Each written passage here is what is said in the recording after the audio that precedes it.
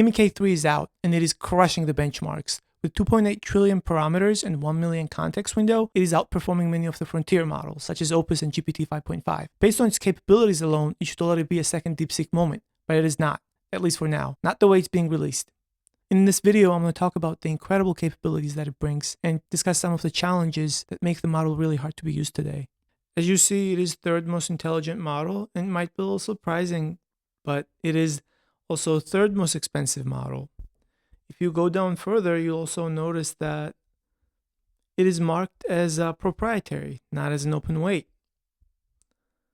And in other benchmarks, in agentic tool use, it's, according to artificial analysis, outperforming not just Claude Fable, but all the models in the world. It is the frontier.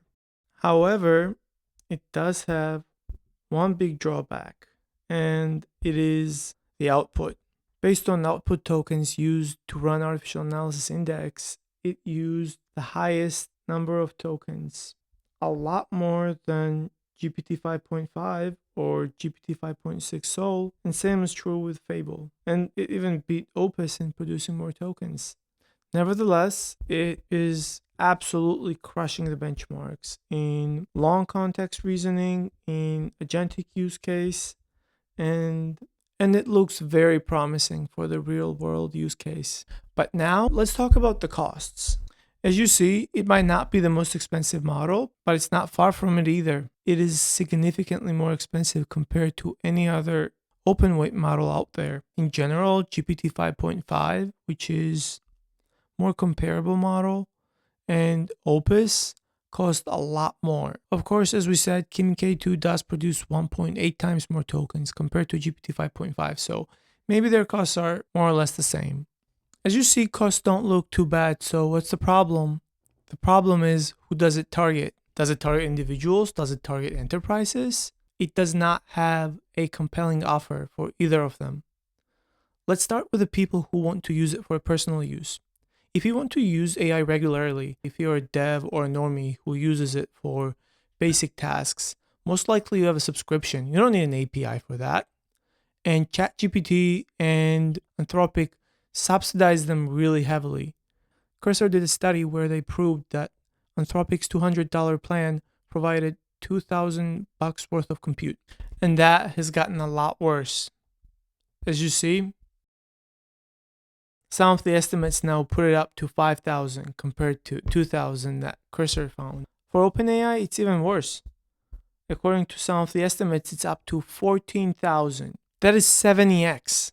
And if you take these in consideration and then compare pricing, OpenAI and Anthropic are subsidizing personal use so much that it is very difficult for any other model to compete. If you compare just API pricing, K3 is not doing that great. But you might be wondering, why should we compare API pricing to subscriptions? Kimi also offers subscriptions, right? Why don't we compare it to that? Okay, let's check out the subscription that Kimi K2 has. Kimi K2's pricing is very similar to ChatGPT, and I'm sure it offers probably a lot better deal and a lot more tokens in its subscription. But would you take it? Would you do the switch? With ChatGPT, you get free image generation, and the majority of the times you have frontier model, or at least second best that there is. Can you guarantee that with Kimi K2 subscription? Would you take that risk? You know what?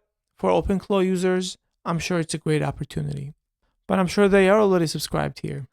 So now we have established that it's not the best thing to be used for personal use. What about the enterprise?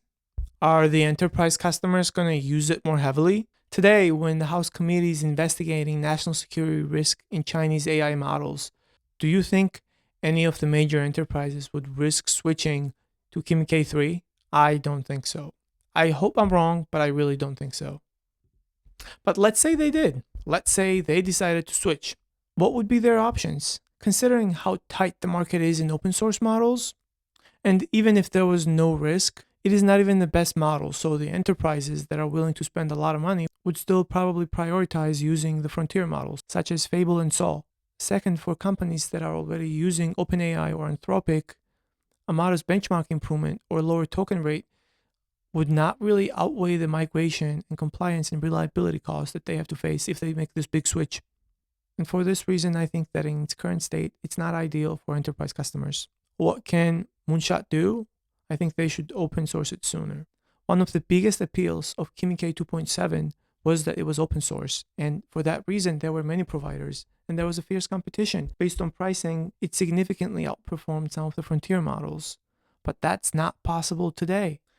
As you see, it's only hosted by the Moonshot AI, and the price is incredibly large, which I love the model, but I don't think is best price for a token that you can get today.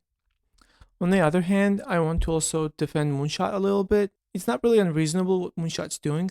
They have created an incredible model that tops many of the flagship models from US labs, and them wanting to monetize them on a hosted version is totally fair, and they have every right to make up what it's worth. But I think it's damaging the bigger picture. They have pledged that they're going to release the model as open weight in 10 days, which is great, but I think they're making a big mistake by not releasing it now. Releasing it now would have created a second DeepSeek moment, which would have significantly increased the number of users. But now, for the next 10 days, it's unusable. And considering how fast things are moving in the AI space, in 10 days, it might not be in top of benchmarks as it is now. So I think it's a huge gamble. To sum up, K3 is an extraordinary model with no compelling switch case at launch.